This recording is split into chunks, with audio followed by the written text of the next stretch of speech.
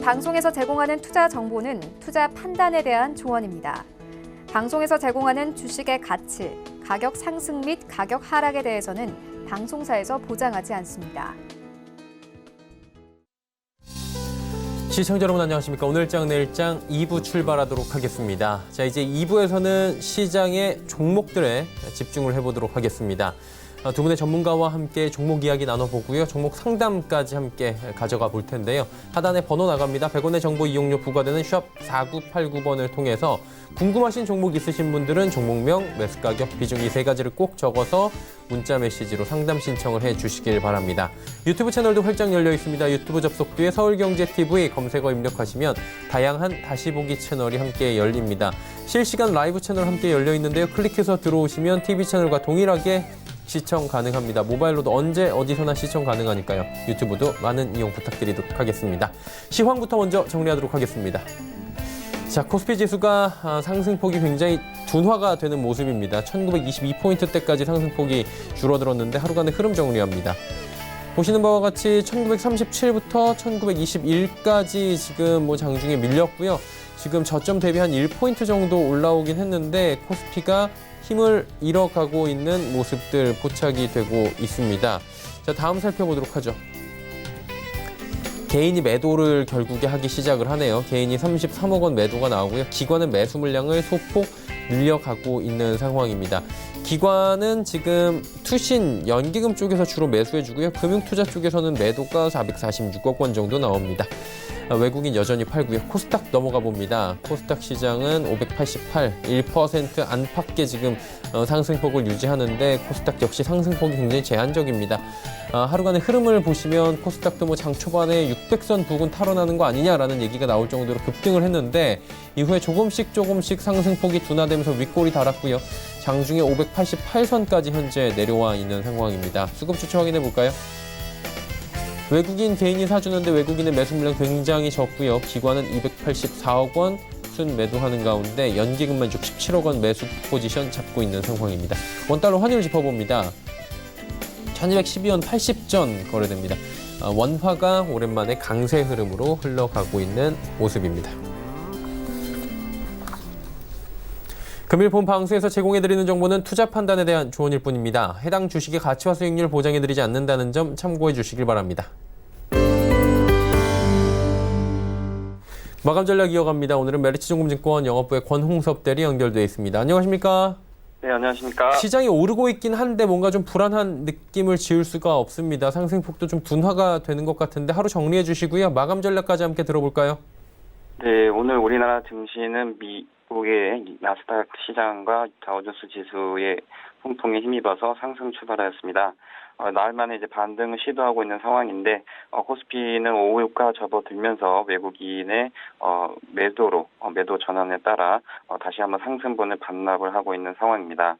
코스닥 시장의 경우에도 아침에는 제약바이오 종목을 위주로 해서 상승을 하여 출발하였지만 역시 기관 매도의 하락세를 하면서 나타내면서 상승폭을 다시 한번 반납을 하고 있는 상황입니다.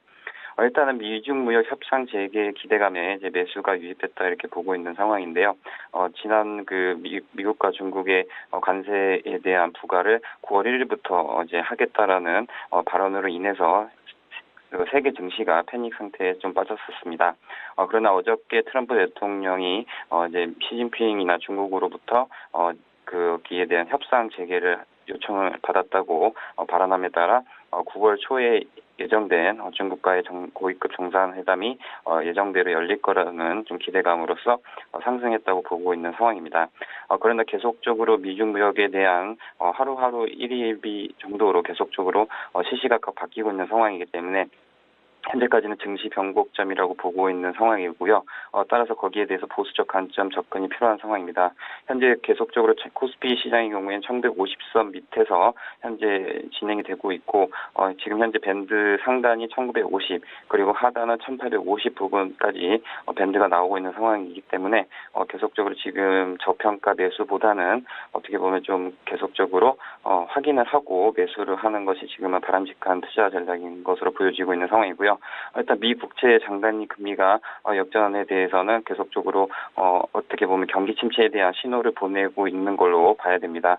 지난 1960년 이후에 그 장단기 금리가 역전될 때마다 총 9번의 장단기 금리 역전 상황에서 7번 정도가 경기 침체로 바로 또 돌아갔기 때문에 그런 부분에서 현재 투자 시점에서는 굉장히 보수적으로 또는 이제 광만 그리고 현금 보유 내지 비중 축소 전략이 지금은 필요한 상황이다 이렇게 보시면 될 것 같습니다.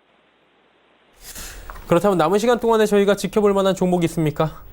네, 오늘 소개해드릴 종목은 서진 시스템입니다. 동사의 경우에는 이제 통신 장비와 그리고 자동차 부품을 제조하고 생산하는 기업인데요. 동사의 경우에는 그 최근 들어 이슈가 되고 있는 인건비에 대한 부담 때문에 베트남에서 100% 생산을 하고 있는 상황입니다. 따라서 이제 판관비 절감에 따른 계속적으로 영업이익에 대한 어닝 서프라이즈가 기대가 되고 있는 상황이고요.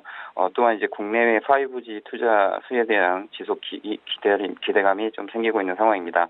이제 하반기에도 역시 3사 통신사들이 5G 통신 장비에 대한 투자를 계속적으로 확대해 나가고 있는 상황이고 또한 일본과 그리고 미국 그리고 현재 인도네시아 경우에는 4G 같은 경우에도 지속적으로 매출에 대한 성장이 나타나고 있는 상황이기 때문에 그런 부분에서 투자 포인트를 잡으시면 될 것 같고요. 최근 들어서 이제 그 자동차 부품에 대한 매출 성장도 나오고 있는 상황입니다. 이제 발레오나 그리고 젠텍스 등 그 세계 에서 유명한 이제 자동차 부품 회사들에 대한 어떻게 보면 매출 증가가 나타나고 있는 상황인데 계속적으로 분기별로 20% 이상 두 자릿수 성장하는 모습들이 나오는 상황이기 때문에 그런 부분에서 계속적으로 영업이익이라든지 후실적은 기대가 되는 상황입니다. 가격적인 전략 제시해드리자 목표가는 36,000원, 손절가는 21,000원 정도 21,000원 제시해드리도록 하겠습니다. 네, 서진 시스템 말씀을 해주셨습니다. 오늘 말씀 여기까지 듣겠습니다. 고맙습니다. 네, 감사합니다. 시정금융권 영업부의 권홍섭 대리와 함께했습니다.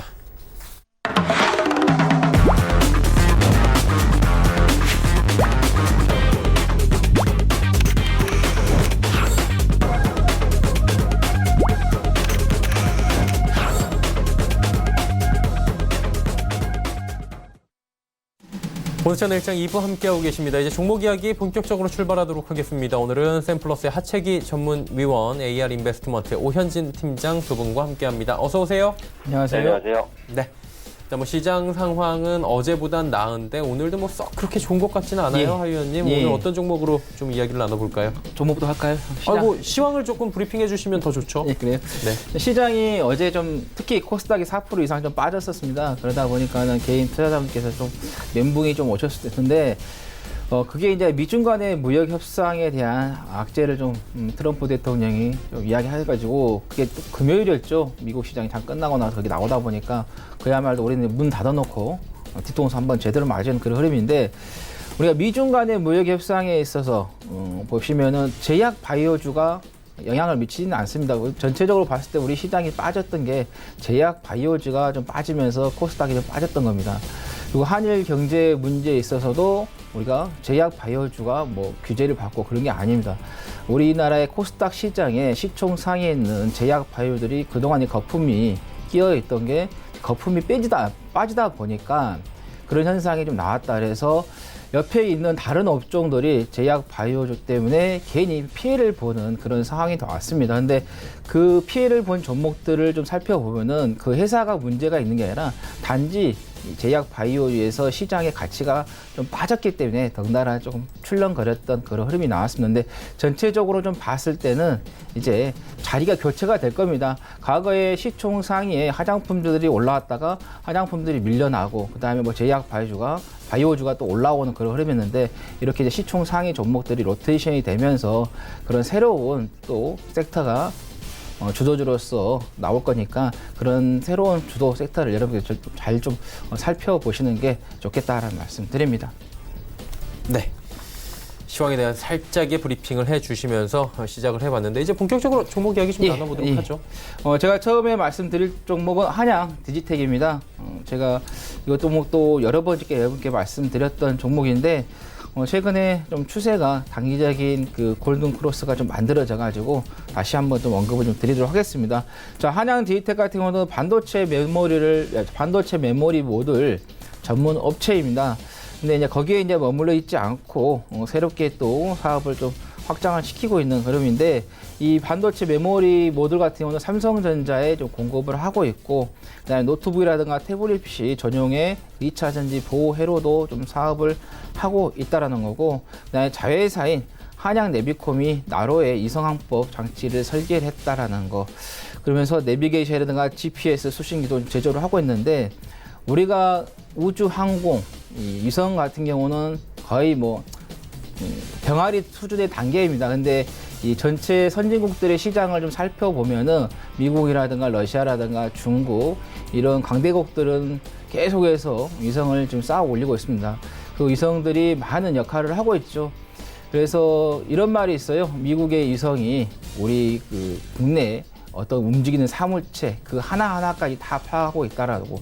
그래서 그 북미 회담에서도 예, 좀 파괴가 됐던 게, 이 미국에서 이미 그 위성을 통해서 북한에 어느 위치에 뭐가 저장돼 있고 실험을 하고 있는지 안 하는지 다 알고 있다라는 거죠. 그만큼 이 위성이라는 게 앞으로의 엄청난 힘을 좀 발휘한다는 거죠. 그래서 우리가 상공에서 그냥 우리가 올라가지 않고 위성을 통해서 빠른 시간 내에 그리고 실시간에 계속해서 그런 데이터를 좀 주고받을 수 있다는 거죠. 그래서 앞으로 우리나라에서도 이쪽 위성 쪽, 우주 항공 쪽으로 계속해서 투자를 해서 더욱더 좀 발전했으면 하는 좀 바람입니다. 자, 그런 의미에서 목표가는 5,000원, 손절가는 3,700원 말씀드리겠습니다. 자, 두 번째 종목은 팅크웨어인데요. 자, 이 종목도 제가 여러 번 좀 언급을 좀 드렸었던 좀 회사인데, 이런 팅크웨어 같은 회사가 마찬가지입니다. 그냥 아무 이유 없이 그냥 시장이 하락하니까 그냥 동반 같이 하락했던 부분, 어떤 회사의 악재가 나온 건 없었죠. 이런 종목들을 여러분들께서 좀 잘 좀 보시면 좋겠다라는 말씀 드립니다. 팅크웨어 같은 경우는 내비게이션 및 맵이죠. 지도의 소프트웨어, 그다음에 차량용 블랙박스, 그다음에 태블릿 PC, LBS죠. 이치 기반 서비스 사업을 좀 하고 있는데, 이 LBS 같은 경우는 증강현실하고도 또 연관이 됩니다. 그리고 볼보 트럭 코리아와의 올해 상반기에 자율주행 디바이스 제품 공급 계약을 좀 체결을 한 부분도 있는데, 앞으로 이 내비게이션이라든가 그다음에 블랙박스 지도 안내하고 길 안내하고 어떤 뭐 또 장치들 이렇게 블랙박스가 좀 카메라로 촬영하고 저장하는 그 부분에 있어서 멈추는 게 아니라 앞으로 이제 더더욱 이제 발전하는 부분이 이제 자율주행 시스템입니다. 그래서 자율 관련의 부분에 있어서 내비게이션이라든가 블랙박스에 좀 장착이 되어가지고 지금 나오고 있는 제품들도 있습니다. 그래서 아마 주변에 이런 제품으로 교체하고 계신 분들 계실 거고, 저희 여기 상암동에도 좀 도로에 보면은 자율주행 전용 도로가 좀 되어 있습니다. 그만큼 이제 앞으로 이제 점진적으로 차근차근 이 자율주행 시스템이 더더욱 좀 발전이 될 수 있다라는 걸 좀 말씀드리겠고, 그리고 정부에서도 새로운 먹거리 쪽으로 해서 계속해서 좀 투자를 하고 있지 않습니까? 그리고 글로벌 기업들도 구글 같은 경우도 이 자율주행 시스템 차량에 대해서 계속해서 좀 공격적으로 좀 투자를 하고 있는 부분, 그리고 삼성하고 구글에서 커넥티드카 공동 플랫폼을 좀 구축을 하고 있고, 그다음에 최근에는 극커브 속도 경보 시스템을 국제 표준 시험에 통과를 했습니다.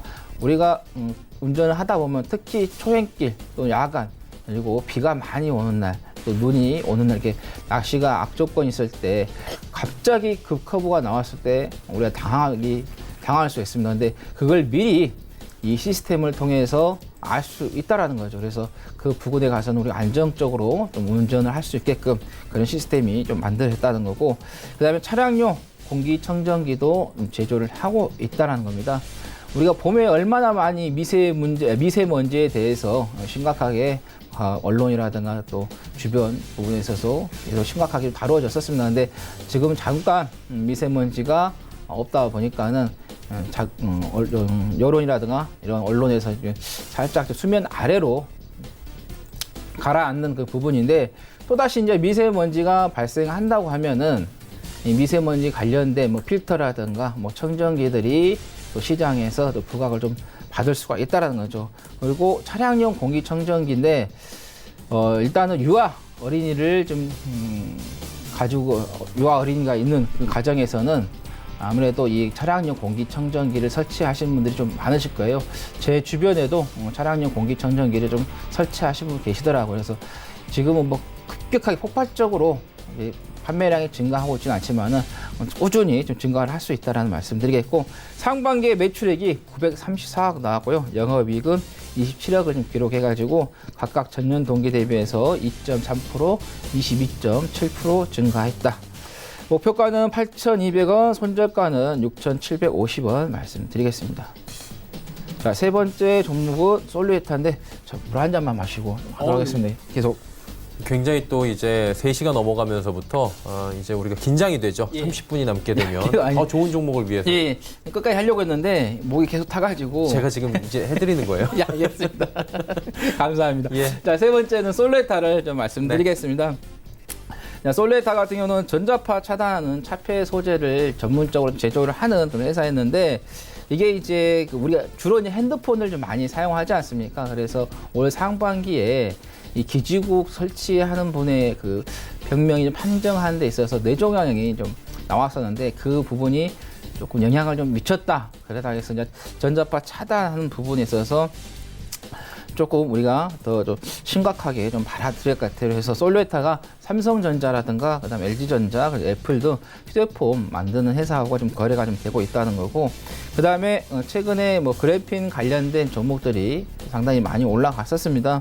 이 솔루에타 같은 경우도 그래핀 분사액을 제조하는 방법하고, 그다음에 폴리미드 그래핀 복합 재료를 제조하는 방법, 그러면서 이제 그래핀 기술 관련된 특허를 많이 보유를 하고 있습니다.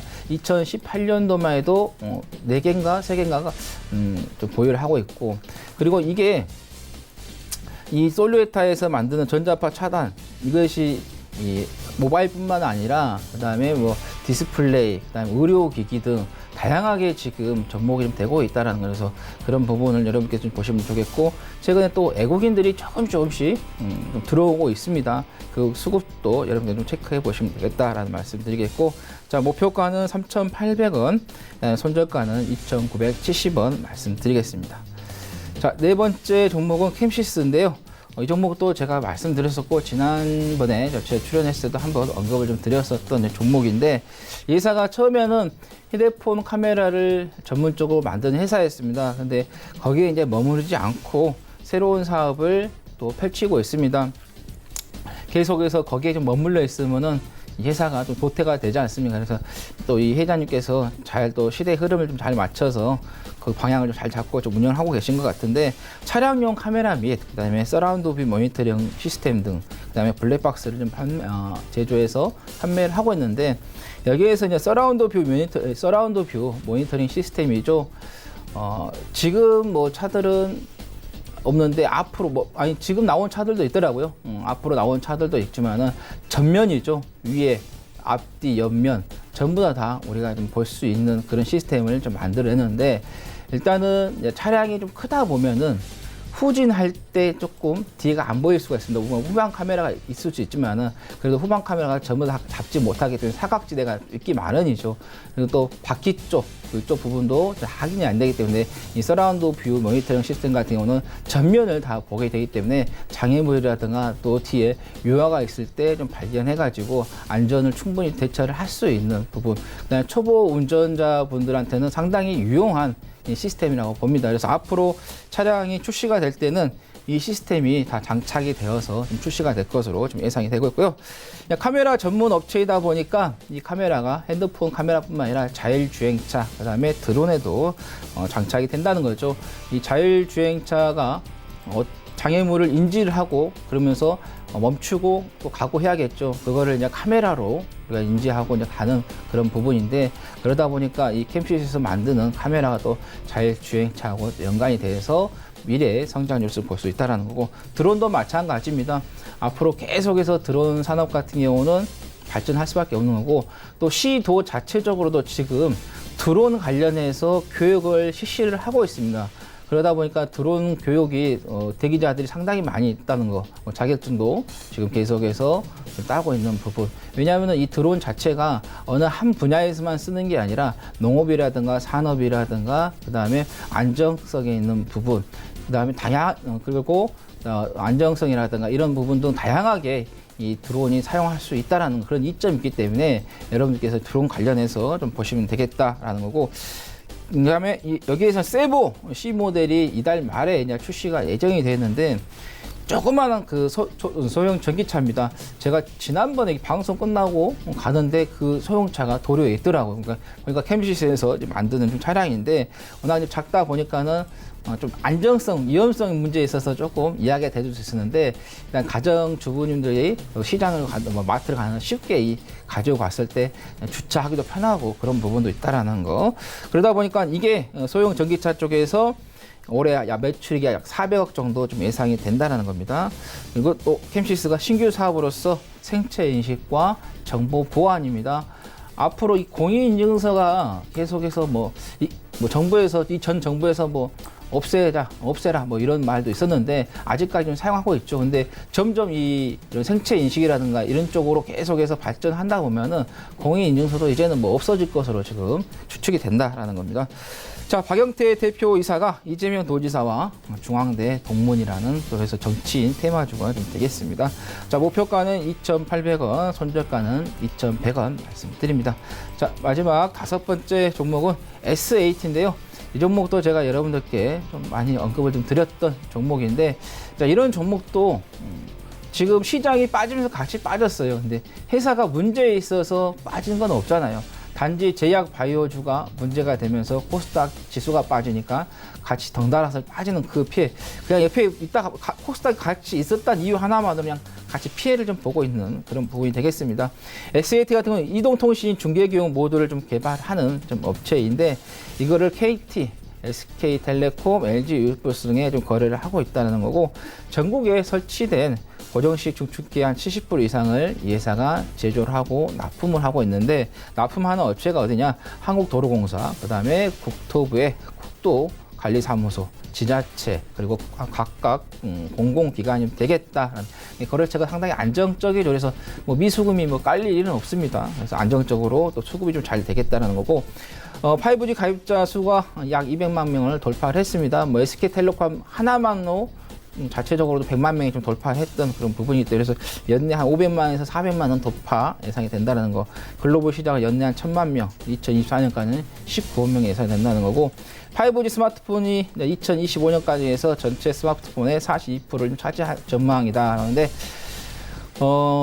앞으로 이 스마트폰이 나올 때 5G에서 계속해서 좀 출시가 될 수밖에 없습니다. 그래서 앞으로 스마트폰 쪽에서의 5G 관련해서 좀 볼 수 있겠고, 그다음에 이제 이 5G 투자가 초입 단계에 있다 보니까 우리가 좀 중장기적으로 해서 한 2, 3년 정도 좀 지속적으로 좀 살펴봐야겠다라는 거 말씀드리겠고, 그러니까 주당 100원의 배당금을 좀 주고 있다라는 거 확인하시면 되겠고, 목표가는 2,700원, 손절가는 1,665원 말씀드립니다.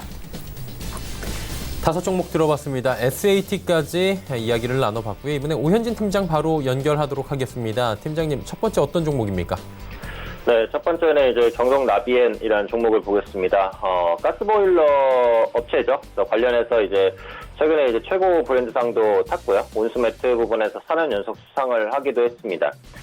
보일러라든지 온수매트 시장에서 압도적인 그 인지도를 이제 갖춘 업체이기 때문에 이제 이를 기반으로 성장할 수 있는 동력들 꾸준하게 좀 확보를 해 나가고 있다라고 보시면 될 것 같아요. 특히 경성나비엔의 이제 콘덴싱 보일러 같은 경우 그 보일러 외부로 빠져나가는 열을 모아서 다시 난방에 활용하는 방식을 말합니다. 일반 그 보일러에 비해서 한 28% 정도 에너지 절감 효과를 얻고 있고요. 미세먼지의 주범이라고 볼 수 있는 그 질소 산화물의 발생을 80%까지 줄일 수 있는 그 친환경 보일러로 꾸준하게 좀 주목받고 있다고 보시면 될 것 같습니다. 중국의 이제 가스보일러 수요가 꾸준히 증가하는 데 따른 수혜를 좀 받을 수 있을 것으로 보여지고 있죠. 중국 정부가 올해 대기질 향상을 위해서 그 미세먼지 기준을 좀 강화를 하고 또 겨울철 대기오염의 원인이라고 볼 수 있는 이 석탄 난방을 줄이기로 결정을 했는데요. 석탄 보일러 상당수가 이제 가스보일러로 아마 대체가 될 것으로 좀 보여지고 있습니다. 또 중국의 그 전체 세대수 중에서 그 작년까지 설치된 가스보일러 수는 10%가 안 되는 상황으로서 높은 성장성이 좀 기대가 된다고 볼 수 있고요. 이 보일러라는 게 보통 수명이 한 8년에서 10년 정도가 됩니다. 그래서 먼저 설치된 가스보일러에 대한 교체 수요라든지 이런 부분도 좀 꾸준하게 나올 수 있다라고 보고 있습니다. 올해 같은 경우 2분기 영업이익이 75억 원으로 그 전년비 22% 정도 증가했고요. 매년 매출액과 영업이익이 꾸준한 성장세를 보여주고 있습니다. 그래서 보일러 업체가 약간 지루하게 느껴지지만 그럼에도 불구하고 성장주의 매력은 충분히 가지고 있다고 보여지고 있어요. 그리고 보일러의 가동은 기본적으로 이제 겨울철에 많아지죠. 그래서 4분기 성수기 진입에 대한 기대감도 좀 유효할 수 있다고 봅니다. 기술적으로 이제 일봉상 하락 추세를 벗겨낸 이후에 8월 초중순부터는 완만하게 좀 반등하고 있어요. 외국인 투자자도 매도 이후에 좀 매수로 전환하려는 모습들 나오고 있고, 실적 성장에 비해서는 주가 낙폭이 분명히 컸습니다. 그래서 이런 부분을 조금씩 되돌리려는 그런 시도들이 나올 것으로 보여지고 있기 때문에 현재 시점에서는 추가적인 반등 가능성이 꽤 높지 않나라고 판단하고 있습니다. 매수가는 그 종가 부분으로 보시면 될 것 같고요. 목표가는 43,000원, 손절가는 37,000원 정도 잡아보도록 하겠습니다. 두 번째는 이제 타이어 업체입니다. 타이어 업체 중에서 넥센 타이어인데 2분기 영업이익은 좋았어요. 629억이죠. 전년 동기비 36% 정도 증가를 했습니다. 최근에 이제 글로벌 시장에서 그 완성차 판매가 둔화되면서 그 타이어에 대한 수요도 좀 줄어들었고, 한국 타이어라든지 금호 타이어를 비롯한 그 다른 타이어 업체 실적이 별로 안 좋았어요. 하지만 그랬다는 것을 생각해보면 넥센 타이어는 실적 굉장히 선방했다라고 볼 수 있는데, 우선은 그 높은 품질을 기반으로 해서 주요 고객사를 확대한 부분이 호실적인 요인 중에 하나였다라고 보고 있습니다. 또 유럽 지역에서 그 시장 점유율을 꾸준하게 늘리고 있고요. 최근에 이제 아우디 그리고 벤츠와 공급 계약을 좀 협의 중인 것으로 판단을 하고 있어요. 특히 이제 그 한국 공장의 생산 비중이 70% 정도로 상당히 높습니다. 환율 상승에 따른 효과도 어느 정도 받았다라고 보시면 되겠고, 양적 성장이 좀 어려워진 환경이에요. 왜냐하면 글로벌 자동차 시장 자체가 저성장 아니면 역성장이니까. 그래서 양적 성장이 어려워진 환경이지만 그런 환경에서 이제 모멘텀을 찾기 위해서 그 질적 성장에 주력하는 부분도 긍정적이라고 볼 수 있겠죠. 대형차가 많은 북미 시장에서 그 고인치 타이어 비중도 꾸준하게 확대가 되고 있고요. 이 고인치 타이어 같은 경우 판매 가격이라든지 마진이 상당히 높은 수준이기 때문에 하반기 실적에 대한 기대감도 충분히 유효하다고 볼 수 있습니다. 그래서 이런 부분에 대한 기대감들을 반영해 나갈 수 있을 것으로 보이니까 한번 참고해 보시면 좋을 것 같아요. 역시 기술적으로 하락 이후에 이제 저점을 탈피하는 구간입니다. 반등 이후 눌림인데 이 눌림을 매수의 기회로 삼을 수 있을 거라고 생각을 합니다. 그 종가 부분에서 매수하시게 된다면 목표가는 10,000원 정도까지 잡겠고요. 손절가는 8,800원으로 약간 타이트하게 잡아보도록 하겠습니다. 세 번째는 이제 엔터주인데요. IHQ입니다. 지난주에 이제 케이블 방송업체인 딜라이브가 그 IHQ와 큐버엔터에 대한 그 재매각 착수 관련해서 공시효고가 있었는데, 현재 이제 IHQ의 지분 34%를 딜라이브가 보유하고 있는데요. 딜라이브의 IHQ와 큐버엔터의 매각은 이전부터 사실 꾸준히 나오던 이슈였지만 아직까지 확정된 부분은 없었고, 그 이번 공시에서도 IHQ의 분리 매각 방식을 검토 중이라는 것 이외에는 구체적인 사항은 결정되지 않았다라고 공시를 했어요. IHQ를 이제 분리 매각할 경우에는 그 기존의 통매각보다는 매각가가 낮아지기 때문에 인수 주체를 찾기도 더 수월해질 것으로 전망을 하고 있고요. 인수 주체가 가시화가 될 경우에는 그 주가에 긍정적일 것으로 예상이 됩니다. 특히 IHQ는 이제 드라마 레벨업이라든지 절대그의 등의 수익이 반영되면서 양호한 매출 성장을 이루었고요. 하반기에도 좀 다수의 콘텐츠 라인업을 확보를 하고 있어서 하반기 매출 성장도 이어갈 수 있을 것으로 기대를 하고 있습니다. 하반기에는 또 IHQ 소속 아티스트의 활동도 좀 확대가 될 가능성이 높다고 보고 있어요. 장혁 씨라든지 조보아 씨, 김하늘 씨 모두 이제 IHQ의 소속 연예인인데, 그 현재 드라마 촬영을 각각 진행을 하고 있고요. 그 아티스트들도 영화 촬영을 진행을 하고 있어서 이 소속 아티스트의 활동 확대에 따른 수익 개선에 대한 기대감도 함께 좀 가져보실 수 있지 않을까라고 판단하고 있습니다. 역시 금일 종가 부분에서 매수하시면 되겠고요. 목표가는 1,900원, 손절가는 1,650원 정도 잡아보도록 하겠습니다. 다음으로 코스모신 소재인데, 코스모신 소재가 최근에 이제 주가가 좀 급락을 했어요. 이게 대규모 유증에 따른 그 부담감이 좀 반영되면서 주가가 한 20% 정도까지 크게 이제 밀렸다라고 보시면 되는데, 유증에 대한 충격은 충분히 반영됐다라고 생각을 합니다. 보유하고 있는 경우에는 뭐 어쩔 수 없이 끌고 가는 국면이지만 신규로 진입도 가능하다고 보여지고 있어요. 유증에 따른 주주가치 희석에 대한 우려감은 주가에 반영이 됐다라고 보고 앞으로는 이 전기차 시장의 성장 기대감이 조금 더 강하게 반영될 가능성이 높다고 봅니다. 코스모 신소재는 2차 전지용 양극화 물질을 생산하고 있어서 전기차 관련주로 분류가 되어 있습니다. 전기차 배터리의 핵심 소재인 핵심 소재 4가지가 있죠. 양극화 물질, 음극화 물질, 분리막 전해. 이게 이제 전기차 배터리의 핵심 소재 4개인데 이 중에 하나를 생산하고 있는 업체죠. 올해 2분기에는 17억 원의 영업 손실이었어요. 부진했는데 이게 이제 공급 물량이 일시적으로 위축된 영향이라고 봐요. 그러니까 추세적인 악화는 아니라고 보고요. 2분기 실적 저점을 찍고 3분기 흑자전환 가능성 꽤 높다라고 봅니다. 일단 글로벌 전기차 출하량이 증가할 것으로 기대가 되고 있어요. 글로벌 전기차 시장은 연평균 20%대 성장을 보여주고 있어요. 각국의 친환경 정책 확대로 성장 속도가 빨라질 것으로 보고요. 2040년에는 세계 신차 60%가 전기차일 것이라는 분석도 있습니다. 그래서 국내 증시가 약세를 보이면서 그 대부분의 성장주가 많이 밀렸는데 최근에 이제 국내 증시가 바닥을 좀 잡고 있기 때문에 낙폭과대 성장주의 저가매수 유입이 나타난다라고 볼 수 있고요. 국내 주요 전기차 관련주 가운데 하나인 삼성 SDI 주가가 우상향을 지속하고 있습니다. 그래서 전기차 관련주의 투자 심리가 전반적으로 개선될 가능성이 높다라고 판단을 하고 있고 그 2차 전지 소재 설비 증설에 430억 투자 결정이 있었어요. 양극화 물질 연산 5,000톤 이상의 생산이 가능하고 양극화 물질과 그 ESS 시장의 영향력도 확대될 것 같아요.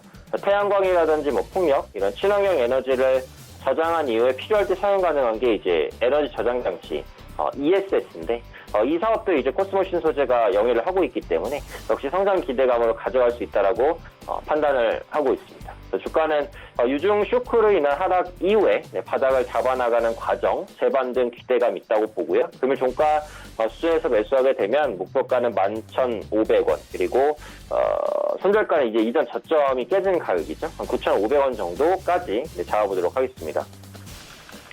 마지막 종목은 그 G3 BNT라는 종목입니다. 이 종목도 시장 때문에 좀 많이 빠진 종목이긴 한데 그 주요 파이프라인에 대한 이제 설명이 있었어요. 안구 건조증 치료제와 그 수포성 표피 박리점 치료제 관련된 내용인데 특히 이제 G3 BNT의 모멘텀은 그 안구 건조증 치료제입니다.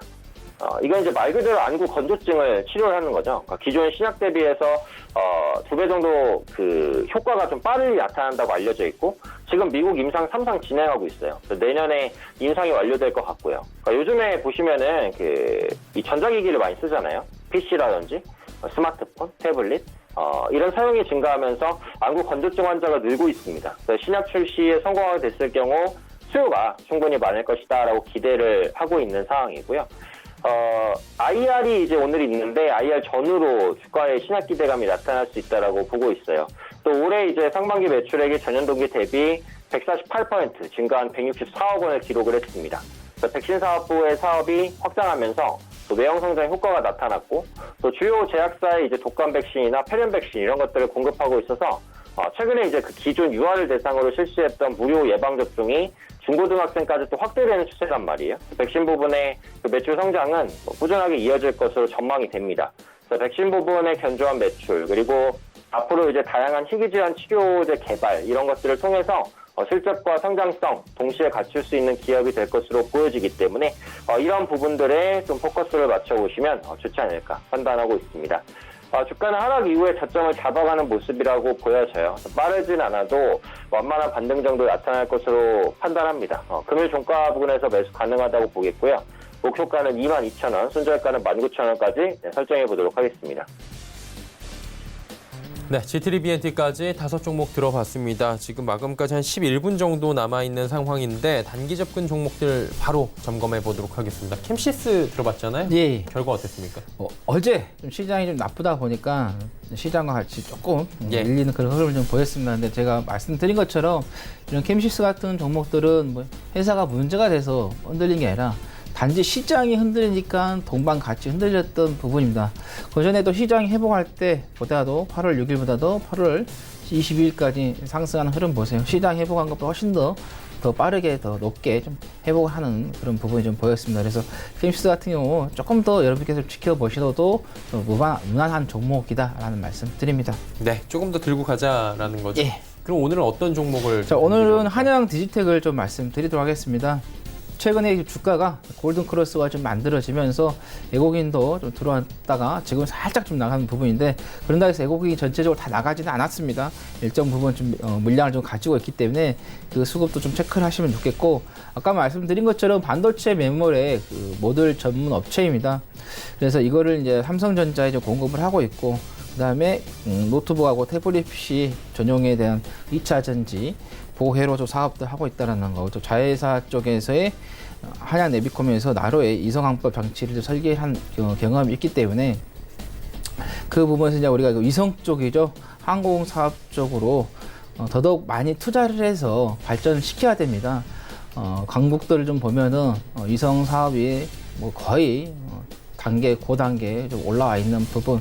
그러다 보니까는 미국 같은 경우도 그 위성 하나로 인해서 전 세계 전 지역 전 국가의 동태 사항을 좀 파악을 할 수 있을 정도로 그런 시스템을 갖춰줬다. 그만큼 미국이 정보에서 앞서기 때문에 세계 1위라는 자리를 계속해서 지키고 있다고 봐야겠습니다. 그래서 우리나라도 그 부분까지 조금 많은 노력을 해서 좀 올려주겠다는 거고, 내비게이션과 GPS 수신기 좀 제조를 하고 있는 부분이기 때문에 뭐 GPS 수신기 제조 때문에 증강현실 이런 것도 연관이 되겠죠.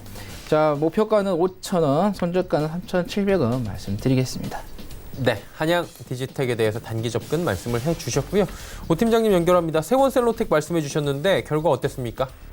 네, 그러니까 지금 가격은 이제 지난주 월요일날 말씀드렸던 가격과 이제 거의 비슷한 가격인데, 이게 이제 시세가 지난주 목요일에 한번 나왔어요. 그래서 그때 한 7% 정도 이제 상승을 했는데, 그때 단기 급등을 했다가 이제 눌렸습니다. 근데 그때 이제 기록했었던 고가가 2,900원이거든요. 그러니까 목표가 3,000원은 조금 미달했어요. 그래서 아쉽게 이제 급등이 나온 다음에 눌렸는데, 만약에 이제 찰실현을 했다고 한다면은 뭐 새롭게 이제 진입할 필요는 없다라고 봅니다만, 그때 찰실현이 이제 안 됐다라고 한다면 지금 상황에서 보유를 하셔도 크게 무리는 없다라고 보여져요. 그러니까 지금 주가가 이제 약간 이제 밀린 다음에 20일 이평선의 지지를 좀 테스트하는데 그런 구간입니다. 그래서 오늘도 보시면 장중에 5%까지는 상승을 했는데 이제 시장이 밀리면서 이제 상승폭을 좀 많이 반납을 했거든요. 그러니까 이게 시장이 계속해서 좀 누르는 모습인데 그렇다고 주가가 뭐 크게 밀리냐 그렇진 않아요. 버텨주고 있는 모습이니까 이게 시장이 회복될 때는 좀 더 강하게 튈 수 있는 가능성도 충분히 있다라고 봅니다. 그래서 이미 뭐 매도를 하신 분들은 그냥 매도 상태 유지하시면 되겠지만 매도를 아직 안 하신 분들은 그대로 홀딩하시면 될 것 같고, 지난주에 말씀드렸던 가격이 목표가 3,000원, 손절가 2,300원이에요. 그래서 그때 말씀드렸던 그 가격만 기억을 하시고 좀 홀딩해 나가시면 좋은 결과 있지 않을까 말씀드리겠습니다. 세원셀로텍에 대한 이야기 나눠봤고요. 오늘은 그렇다면 어떤 종목을 좀 짧게 들어가 볼까요? 네, 오늘 말씀드릴 종목은 IHQ입니다. 아무래도 이제 오늘 말씀드렸던 종목 중에서는 가벼운 종목이다 이렇게 보고 있고, 이 종목이 보시면 기술적으로 윗꼬리가 좀 많이 달려요. 그래서 단기적으로 접근을 하기에 좀 괜찮은 종목이라고 보여져요. 그러니까 특별한 이슈가 없이도 급등이 종종 나오는 종목이기 때문에 끼가 있다라고 생각을 하거든요. 그래서 이런 부분들 보시면 되겠고, IHQ가 사실 올해 6월부터 시작해서 외국인 수급이 비교적 꾸준하게 들어왔던 종목인데 최근 들어서는 수급이 조금 주춤합니다. 근데 지금 어쨌든 시장이 좀 안정을 찾고 있는 구간이기 때문에 외국인 투자자의 수급은 언제든지 다시 들어올 수 있다라고 보고 있어요. 그래서 그런 관점에서 보자면은 충분히 다시 볼 수 있는 종목이다. 그러니까 단기로 볼 수 있는 종목이다라고 생각을 합니다. 가격 전략은 이제 아까 말씀드린 대로 금일 종가 부근에서 진입하면요, 목표가 1,900원, 손절가 1,650원으로 설정하도록 하겠습니다. IHQ 오늘 단기 접근 말씀을 해주셨습니다. 오늘 시장의 특징을 좀 살펴봐야 되는데 어떤 종목이 특징적으로 딱 눈에 띄십니까? 저는 휠라 코리아를 좀 봤는데요. 많이 오르더라고요. 예, 아마 90년대에 학교를 다니시던 분들은 아마 그때는 휠라라 필라라겠어요. 그래서 가방을 아마 다 매보셨을 거예요. 슬리퍼까지. 예, 저도 그때 이제 했었는데. 근데 워낙 유명했었죠. 그러다가 이제 우리나라에서 이제 인수를 해가지고 다시 한번 재도약을 조금 만들어 듣는데, 그동안 이제 워낙 이제 많이 올라왔었습니다. 그러다가 이제 최근에 계속해서 이제 5월 20일 기점으로 해서 좀 하락세가 좀 나오다가 오늘 중간에 이제 올라왔는데 이제 그게 이제 중국의 그 합작 회사인 안타스포츠에서 상반기에 좀 매출액과 그다음에 순이익이 좀 좋게 나왔습니다. 매출액 같은 경우는 148.1억 위안에서 40.3% 좀 증가했고, 그다음에 순이익 같은 경우는 24.8억 위안해 가지고 27.7% 좀 증가를 하면서 그 실적에 대한 이야기에서 좀 올라왔는데, 하지만은 이 종목을 좀 살펴보면은 주가가 너무 많이 올라가지고 좀 고평가가 돼 있는 부분입니다. 그래서 장기적인 상승한 후에 이제는 추세가 점점 이제 하방으로 좀 잡혀가는 그런 부분이다. 그래서 12,860원짜리가 87,000원까지 왔는데 이 정도까지 이 정도 왔죠. 12,860원 이 정도 왔는데 여기에서 이만큼의 높이는 가기는 힘들다. 그래서 지금은 조금 위험한 상태이니까 잘 좀 대응하시라는 말씀드립니다. 네. 필라코리아에 대한 이야기 듣고 왔습니다. 환절기다 보니까 기침을 이렇게 하시는 물 좀 드시고요. 예, 괜찮으신 거죠? 예, 괜찮습니다. 예, 괜찮습니다. 오현진 팀장 바로 연결합니다. 특징주 살펴보도록 하겠습니다. 어떤 종목이 특징적으로 보이십니까?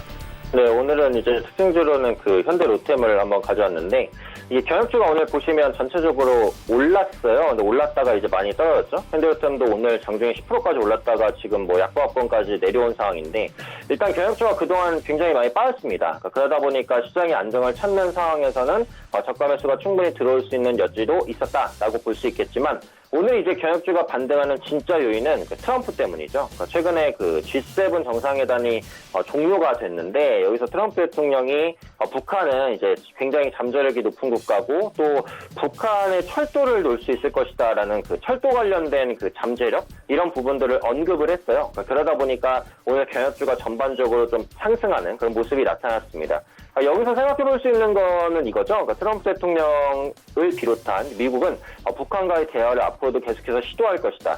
최근에 단거리 미사일 발사가 계속해서 있었지만 이제 장거리 미사일은 아니기 때문에 뭐 미국에는 위협이 되지 않는다. 이렇게 이제 미국 자체적으로는 판단을 하고 있는 것 같아요. 그래서 단거리 미사일 발사는 그 용인을 해주는 그런 분위기가 형성이 되고 있는 것으로 봤을 때 미국의 북한과의 대화 의지가 크다라는 부분. 특히 트럼프 대통령은 이제 내년 재선을 꿈꾸고 있기 때문에 뭔가 북핵 문제도 해결을 하고 싶겠죠. 그래서 공적으로 삼고 싶은 마음이 있을 것으로 봅니다.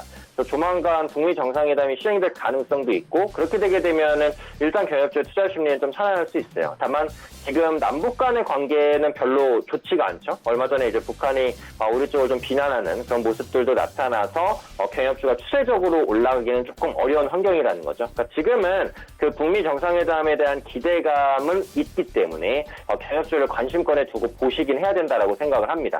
다만 이제 남북 관계 개선이 되지 않으면 추세적인 우상향은 어려우니까 이 부분의 분위기가 바뀌는지도 같이 한번 복합적으로 생각해 보시면 될 것 같아요. 결론적으로는 지금 경협주를 딱 매수하기는 어렵지만 관심권에 두고는 보시면서 북미 정상회담 그리고 남북 관계 개선 이런 부분들에 대한 조짐이 있을 때 경협주도 한번 관심 있게 볼 수 있지 않을까. 타이밍을 좀 한번 노려볼 수 있는 그런 섹터 중에 하나가 되지 않을까 말씀드리겠습니다.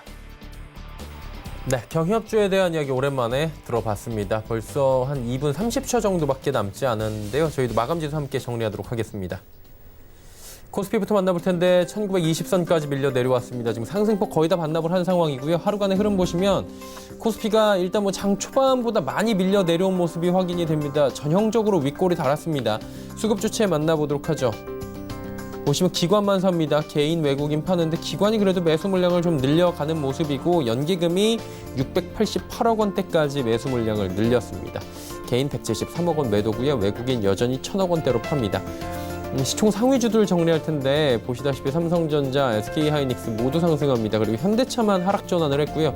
네이버 역시 소폭 반등에 성공을 합니다. 상승폭들이 하지만 조금씩 둔화가 되는 모습에 포착이 되는데 6위부터 10위 종목들도 확인합니다. SK텔레콤과 셀트리온은 올라가고요. 신한지주는 보합니다. 그리고 오르던 LG화학과 현대모비스 역시나 하락 반전을 했습니다. 지금 오르던 종목들이 파란불 보여주는 종목들이 굉장히 많이 보이는데요. 코스닥 시장으로 넘어가 보도록 하겠습니다. 코스닥도 상승폭이 좀 1% 아래까지 내려왔네요. 588포인트대입니다. 하루간의 흐름 보시면 장중이 2.4%대까지 올라갔습니다. 그런데 윗꼬리 달고 역시나 코스닥도 쭉 밑으로 내려온 모습 확인이 됩니다. 오늘 장중 저점 거의 부근 하회하는데요. 수급 보시면 개인 외국인 사는데 외국인의 매수 물량 굉장히 적고요. 기관 287억 원 팝니다. 기관 가운데선 연기금만 사고요. 시총 상위주들의 흐름입니다. 보시다시피 셀트리온 헬스케어, CJEM, 헬릭스미스, KMW, 펄어비스까지 5종목 모두 올라가긴 하는데 상승폭이 많이 줄어든 모습들이 포착이 됩니다. 그리고 KMW가 장 후반에 오히려 빨간불로 또다시 전환을 하는 모습들 포착이 됩니다. 최근 시장에서 5G 관련주들 강하고요. 그중에서도 KMW가 강한 모습입니다. 6위부터 12종목들 마지막으로 정리합니다. 메디톡스, 휴젤, 스튜디오 드래곤 모두 올라가는 가운데 SK모트리얼즈 빠지고요. HLB, 보합권 수준까지 다시 내려오면서 제약바이오 업종들은 종목별로 선별적으로 움직이는 모습이 오늘도 포착이 됩니다.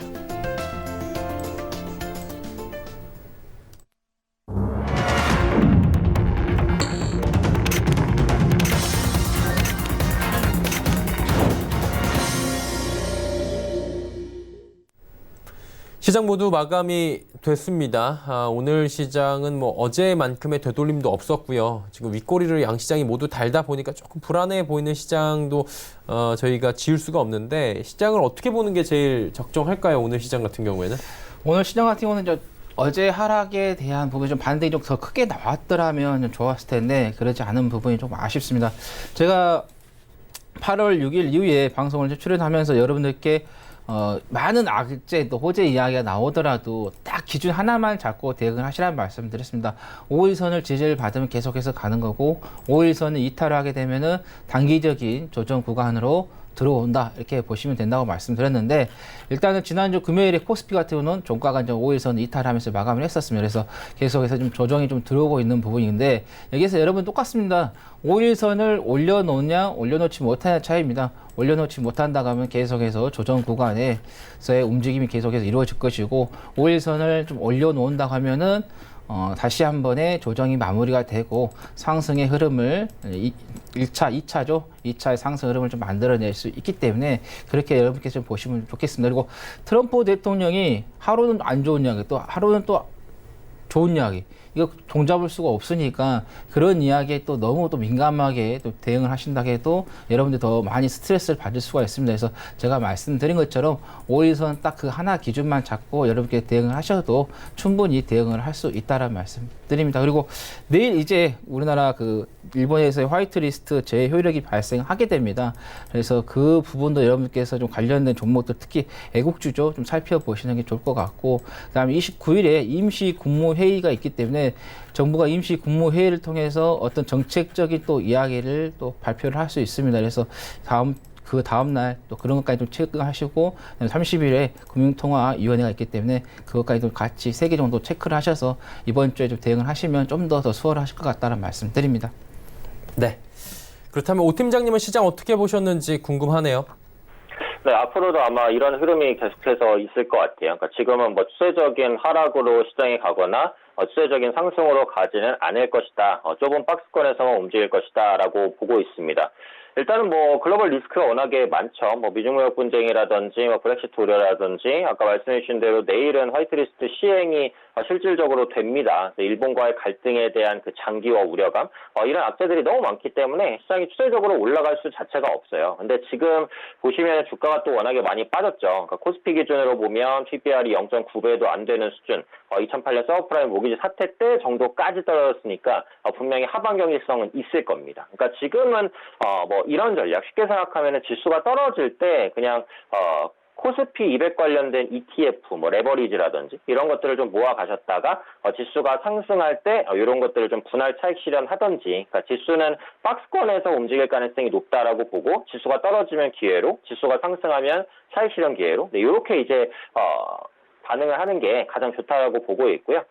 이번 주는 이제 국내 금통위 역시 주목을 해볼 만하다라고 생각을 합니다. 그래서 지난번에 금통위에서 이제 금리를 내렸으니까 아마 이번에는 동결할 가능성이 매우 높아요. 근데 지금 금리 인하 관련된 소수 의견이 나오는지, 그리고 이주열 총재가 앞으로 경기 관련해서 어떤 코멘트를 하는지, 그런 부분들을 확인하게 되면은 이제 정부의 부양 의지라든지 이런 부분이 같이 맞물리면서 기대감을 연결될 수도 있다라고 봅니다. 전체적인 전략은 하단에서 좀 지수는 박스권으로 움직일 수 있다라는 기본 가정을 가지고 전략을 짜시는 게 좋을 것 같고요. 이번 주 있을 금통위에서 어떤 언급이 나오는지 체크하시는 것도 중요하겠다라고 말씀드리겠습니다.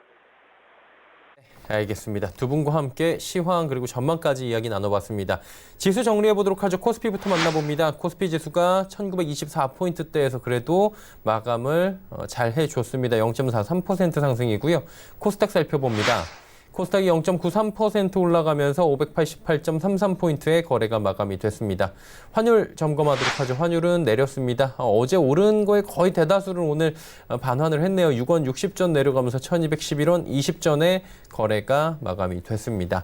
종목 상담 이제 바로 이어가 보도록 하겠습니다. 첫 번째 종목은 0271번님의 인디F 종목입니다. 매수가 3,060원에 비중 15%. 비중은 적정한 것 같아요. 예, 뭐 인디에프 같은 경우는 남북 경협주로서 2010년대에 좀 강세를 좀 보였었던 종목인데, 최근에 뭐 남북 관계 또 북미 관계가 뭐 답보 상태이죠. 그러다 보니까 뭐 크게 어떤 종목이 움직이지 못하고 있는 부분인데, 오늘 이제 어제 이제 철도 관련해 가지고 트럼프 대통령이 또 이야기하다 보니까 장 초반에 개장과 동시에 이제 북한 관련된 종목들이 좀 올라갔었습니다. 그래서 인디에프 같은 경우도 시가를 좀 높게 잡고 좀 움직였지만은 시장이 좀 계속해서 밀리면서 인디에프도 같이 좀 밀리는 그런 흐름을 좀 보였습니다. 근데 월봉이라든가 연봉이라든가 이런 주봉을 좀 봤을 때는 아직까지는 추세가 확실하게 꺾여 있는 상태가 아니기 때문에 이 종목 같은 경우는 조금 더 좀 보시는 게 좀 좋겠다라는 말씀드리겠고, 뭐 매도가를 좀 말씀하셨으니까 3,600원 선에서 좀 정리를 하시는 게 좋겠다라는 말씀드립니다. 네, 3,600원 선 말씀을 해 주셨고요. 자, 이제 세화 PNC 바로 이어가도록 하겠습니다. 두 번째 종목은 세화 PNC고요. 8245번님의 종목입니다. 3,407원 지금 들어와 있고요. 비중은 20% 말씀해 주셨습니다. 오 팀장님 어떻게 할까요? 네, 세화페안 씨는 이제 연모제라든지 뭐 화장품 이런 것들을 개발하고 판매하는 업체이기 때문에 뭐 미용 업체로서 좀 분류가 되어 있는데, 사실은 뭐 지금 시점에서 이렇게 모멘텀이 많은 종목은 아니에요. 그러니까 실적적으로도 뭐 그렇게까지 기대감이 있냐면은 그렇진 않다고 보여지고요. 이게 이제 5월달 말부터 6월 초까지 이제 단기적인 급등을 하기는 했어요. 이게 이제 올라갈 때 미국이라든지 뭐 중국에서 헤어케어, 스킨케어 이런 코스메틱 브랜드들이 성장하니까 그에 따른 수혜가 있을 것이다 라는 기대감에서 올라간 건 맞는데, 세화페안 씨가 이에 따른 수혜를 직접적으로 받을 가능성은 크지 않다라고 보여지거든요. 그러니까 그런 관점에서 보자면은 사실은 이제 모멘텀이 그렇게까지 크지는 않은 종목이라고 보고 있습니다. 그러니까 지금 보시면은 이제 세화페안 씨가 계속해서 해외 진출을 적극적으로 노리고 있는 상황이에요. 또 원달러 환율도 높은 수준이기 때문에 수출 중심의 전략을 짜는 것은 타이밍적으로 괜찮다라고 생각을 하고 있는데, 세화피엔 씨가 뭐 같이 독자적으로 가지고 있는 뭐 브랜드가 있거나 아니면 기술력이 있거나라고는 크게 생각되지는 않거든요. 그래서 이런 부분들을 전반적으로 감안해 본다라고 했을 때는 현재 위치에서는 그렇게까지 큰 모멘텀은 없다라고 보여져요. 그래서 보유하시다가 적정한 타이밍을 그냥 나오는 쪽으로 대응하시는 게 맞을 것 같고, 기술적인 부분을 보자면은 지금 주가는 충분히 많이 밀렸습니다. 웬만해서는 2,500원대를 크게 깨거나 하지는 않을 것으로 보여져요. 그러니까 지금은 2,600원 밀릴 만큼 밀렸으니까 어쩔 수 없습니다. 지금 그냥 보유를 하시고요. 목표가는 2,900원 정도까지만 보겠습니다. 이게 이제 기술적 반등을 보여줄 때 2,900원 정도까지는 노릴 수 있다라고 보거든요. 그래서 지금 매수가가 3,400원은 조금 높으신데 어쩔 수 없이 이거는 손실로 나오셔야 될 것 같아요. 손실을 좀 줄이면서 나온다. 이 정도로 보시면 될 것 같으니까 지금은 뭐 추가 매수나 이런 거 없이 보유를 하시고, 목표가 한 현재 시점에서 한 2,300원 정도 오른 가격 정도까지만, 가격적으로는 2,900원, 네, 그 정도까지만 보고 좀 빠져나오는 쪽으로 대응을 하자라고 말씀을 드리겠습니다. 세화 PNC 들어봤고요. 세 번째 종목 상담 바로 이어갑니다. 7359번님의 종목 AD 테크놀로지 16,700원에 비중 절반. 비중이 좀 많네요. 예, 비중을 조금 줄이시는 게 좋을 것 같아요. AD 테크놀로지 같은 경우는 이제 시스템 반도체 OEM 업체이죠. OMD 앱치죠.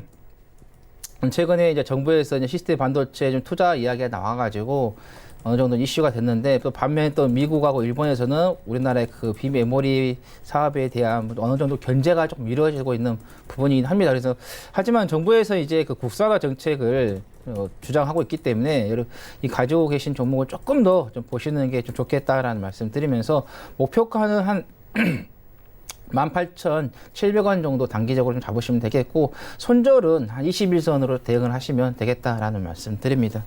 네, AD 테크놀로지 이야기 나눠봤습니다. 네 번째 종목 상담 바로 이어가 보도록 하겠습니다. 줌 인터넷 들어와 있고요. 6889번님께서 9,400원에 비중 30%. 오 팀장님 어떻게 할까요? 네, 줌인터넷은 이제 포털 업체죠. 그래서 국내 포털 업체는 사실 이제 네이버가 거의 뭐 장악을 하고 있다라고 보시면 되고, 그 다음에 구글과 다음 뭐 이런 업체들이 시장을 나눠 먹고 있는 상황인데, 줌인터넷 같은 경우가 국내 포털 시장에서 점유율이 한 1~2% 정도가 돼요. 그러니까 굉장히 미미한 점유율이긴 하지만 그래도 이제 다른 뭐 영업을 완전히 중지한 그런 포털들에 대비해서는 그래도 좀 살아남는 모습은 나오고 있다라고 보시면 될 것 같아요. 아무래도 이스트소프트와의 연관성이 있다 보니까 알약을 통한 광고가 좀 사이트를 살아남게 하는데 주요 역할을 했다라고 보고 있습니다. 또 최근에 이제 줌인터넷 같은 경우에는 그 주력 사업인 검색 포털이죠. 그러니까 줌닷컴을 필두로 해서 인공지능 앱이라든지 뭐 블로그 서비스 이런 부분들로 시세를 좀 확장하려는 그런 모습들 나타나고 있어요. 그러다 보니까 4차 산업 관련주로 엮이면서 예전에 그 손정희 소프트뱅크 회장이 뭐 AI 관련된 투자의 중요성 이런 부분을 언급할 때 테마주로 묶이면서 같이 올라갔었던 측면도 있습니다. 근데 지금 주가는 사실은 이제 기업 가치 대비해서는 프리미엄이 많이 얹어져 있는 주가인 것은 맞아요. 그러니까 고점 대비 조정이 나오긴 했지만 저점 대비해서는 주가가 2~3배 정도 올랐기 때문에 실적으로 이 주가를 설명할 수는 없습니다. 단지 이제 기술적인 부분으로 그동안 들어왔던 수급이 조금 빠져나가는 중이다. 이 정도로 보시면 되겠고, 손절을 하시더라도 지금 타이밍은 아닌 것 같아요. 그러니까 고점 대비 기술적으로 거의 2배 정도가 밀렸다면 피보나치상으로도 되돌림이 나올 수 있을 만한 구간이기는 합니다. 오늘도 보시면 장중에 9%까지 상승했다가 지금 보합권에서 끝나는데 그런 정도의 모습이니까 아마 반등 시도를 할 것으로 보이거든요. 그러니까 지금은 보유를 하시면서 매도 타이밍을 잡아보시는 게 조금 낮을 것 같아요. 그래서 전체적인 전략은 기존에 보유하고 있는 물약 30%, 보유 관점으로 드리겠습니다. 그래서 가격 전략을 볼 때는 목표가는 7,500원 정도까지 잡으시고요. 이전 고점이죠. 손절가는 5,500원으로 잡아드리겠습니다. 역시 매수가까지 가서 빠져나오기는 어려울 것 같으니까 이 종목도 보유하시다가 적절한 타이밍에 매도한다는 관점이고요. 가격 전략 목표가 7,500원, 그리고 손절가 5,500원. 이 정도만 유지하고 보유를 하시면은 가장 올바른 대응이 되지 않을까라고 말씀드리겠습니다. 네, 줌 인터넷 듣고 왔습니다. 다음 종목 상담 또 바로 이어갑니다. 아주 아이비 투자고요. 8854번님께서 1,560원에 비중 20% 말씀해 주셨습니다. 그러니까 매수가 대비 너무 내려온 것 같은데 지금. 예. 이 회사 같은 경우는 지금 한참 국가 언론에서 그 사모펀드 이야기가 계속해서 좀 나오고 있는데, 이 회사가 이제 사모 집합 투자 기구 운용 회사입니다. 그래서 사모펀드를 좀 운영을 하고 있는데, 이 회사가 사모펀드를 운영하는 그 분야 섹터가 어디냐면은 바이오 헬스케어입니다. 최근에 바이오주들이 워낙 안 좋다 보니까 당연히 이 펀드 유가증권에서의 수익이 계속해서 좀 감소를 할 수밖에 없습니다. 그 영향에 의해서 지금 아주 아이비 투자가 계속해서 하락을 하고 있는 부분인데, 지금 손실이 약 한 38% 정도 나고 계시는데, 그래서 손절가를 조금 물어보신 것 같아요. 시장이 좀 급락이 나왔을 때 그때 미리 6월달이나 7월달 정도에 좀 빠르게 좀 대응을 하셨더라면 좀 괜찮았을 텐데, 좀 그게 좀 아쉽습니다. 일단은 시장이 여기에서 이제 어느 정도 좀 빠졌기 때문에 바운드는 나올 겁니다. 그래서 지금 당장 손절을 잡지 마시고, 지금 여기 구간에서는 한 1,170원 정도에서 여기 매물대가 있으니까 여기서 아니면 1,200원 정도에서 1,170원 정도 이 부근에서 좀 대응을 해 보시라는 말씀 드리면서, 그렇게 되면은 조금 더 손실을 좀 줄여서 나올 수 있겠다라는 말씀 드립니다. 네, 지금 구간보다는 조금 더 손실을 줄여서 탈출을 하자라고 말씀해 주셨습니다. 다음 종목 상담입니다. 이번엔 KTH 올라와 있고요. 1325번님의 지금 문자인데요. 4,800원의 비중 15%. 일단 수익 구간인 것 같아요, 오 팀장님. 네, 일단은 뭐 매수 타이밍을 잘 잡으시는 것 같습니다. 이게 이제 성장주로 예전에 좀 분류가 되면서 많이 주목받았었던 종목이고 전자상거래 부분에서의 어느 정도의 성과도 내고 있고 또 외국인 수급이 좋아요. 꾸준하게 매수를 해주고 있기 때문에 이제 상승 이후에 뭐 크게 밀리지 않고 좀 버텨주는 그런 모습이 나타나고 있습니다. 또 이제 2분기 실적 발표가 있었어요. 그래서 2분기 실적이 또 잘 나왔단 말이에요. 1분기에 이어서 2분기도 실적이 좀 선방을 보여주면서 역시 이런 부분들이 이제 주가 우상향에 도움을 줬다라고 볼 수 있겠죠. 그러니까 지금은 이제 수렴 패턴이에요. 그래서 수렴 패턴 이후에는 기술적으로 발산이 나옵니다. 그러니까 조만간 상승이나 하락으로 방향이 잡힐 것 같은데 그 방향이 어디일지는 확실히 알 수는 없거든요. 그러니까 지금 이 종목이 좋은 종목이라는 것에는 뭐 이견이 없습니다만 이제 가격적으로 그렇게 싸다라고 보기도 좀 어렵기 때문에 그래서 지금 15% 비중이시면 일단 오늘이나 뭐 내일 정도의 절반 정도는 차익 실현을 일단 하시는 게 괜찮을 것 같아요. 그래서 오늘 상승이 좀 나오면서 5,600원, 5,700원 이전 매물대 구간까지 주가가 진입이 해 있기 때문에 약간 쉬었다가 다시 올라갈 수도 있습니다. 그러면 그런 것들을 겪기보다는 한 반 정도는 좀 챙겨두시는 게 좋지 않을까 싶고 나머지 절반은 목표가를 6,000원 정도까지 보도록 하겠습니다. 이게 이제 발산이 상방으로 나오게 됐을 때는 한 번쯤 튈 수 있는 가격, 도달할 수 있는 가격이라고 보거든요. 그래서 현재 시점에서는 일단 절반 정도 아까 말씀드린 대로 차익 실현을 해주시고 나머지 절반은 한 6,000원 정도까지 노려보는 관점으로 홀딩해보자 이렇게 정리해드리겠습니다. 네, 종목 상담 한 종목만 저희가 더 이어가 보도록 하겠습니다. GS건설 올라와 있고요. 0377번님께서 45,000원에 비중 50% 담고 계시다 하셨습니다. 건설주가 맥을 못 추죠, 지금. 네, 우리가 분양가 상한제가 폐지된 이유가 있었죠.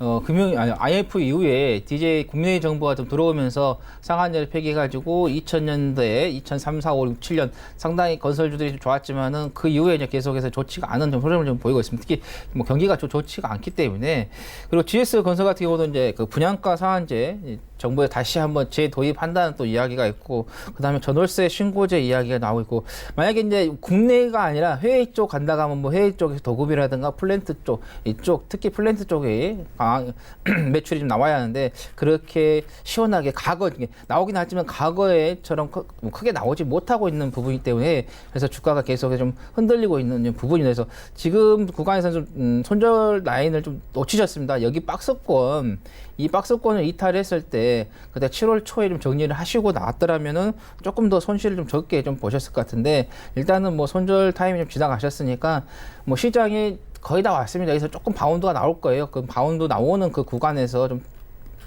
나오시는 게 좋겠다라는 말씀을 드리면서 한 36,500원 정도의 좀 61선 부분에서 좀 나오시면 되겠다라는 말씀 드립니다. 네, 알겠습니다. 종목 상담 여기서 마치도록 하고요. 두 분도 이쯤에서 먼저 보내드리도록 하겠습니다. 샘플러스의 하채기 전문위원 AR 인베스트먼트의 오현진 팀장이었습니다. 고맙습니다. 감사합니다. 금일 본 방송에서 제공해드린 정보는 투자 판단에 대한 조언이었습니다. 해당 주식의 가치와 수익률 보장해드리지 않는다는 점 참고해 주시길 바랍니다.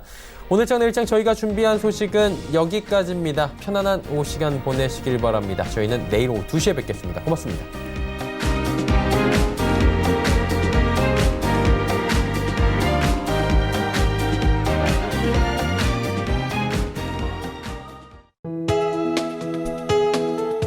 방송에서 제공하는 투자 정보는 투자 판단에 대한 조언입니다. 방송에서 제공하는 주식의 가치, 가격 상승 및 가격 하락에 대해서는 방송사에서 보장하지 않습니다.